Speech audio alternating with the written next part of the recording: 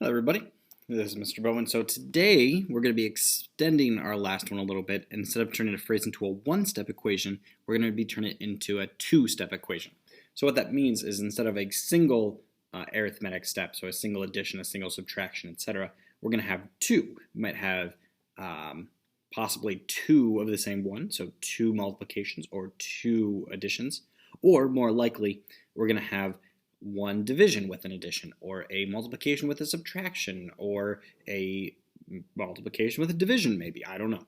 So we're going to have two different steps or two different instances of arithmetic going on in our expressions this time.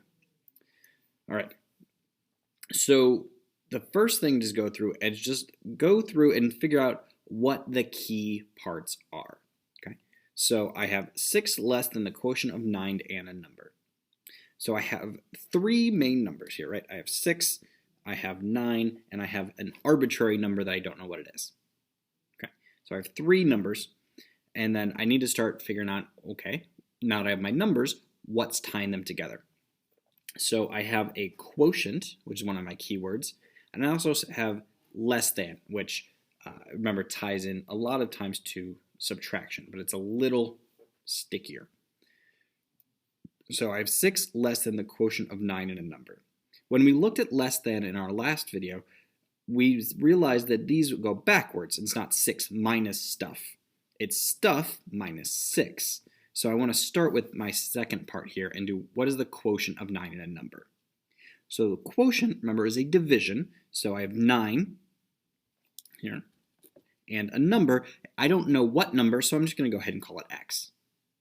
So I want the quotient there, so it's 9. You can either write divided by x if you want, or more likely 9 divided by x this way. Either one. So I'm going to go ahead and just use this bottom one. So, and that's my first part, and I want 6 less than that. So 9 over x minus 6 is my expression there. Okay. And these last two sound very similar, but I want to make sure that we are being very careful about how we approach these because there's a subtle difference between these two. So, looking at this one, I have the sum of 3 and twice Bobby's age. Okay. Look at my numbers again. I have 3. I don't know Bobby's age, but I'm going to need it. And then where's my third number? It's embedded in this twice here. So this, when it says twice Bobby's age, two things are going on here. One, I know it's 2, and it's twice means I'm multiplying by 2. So if something happens twice as often, it happens 2 times as many times. So there's two different things going on here, both the number 2 and multiplication. Then I also have a sum over here. All right, so I have 3 and twice Bobby's age. So I'm going to add in those. So 3 plus twice Bobby's age. I don't know Bobby's age, so I'm just going to go ahead and call it maybe B for Bobby. So plus 2 times B. And then down here, it's subtly different.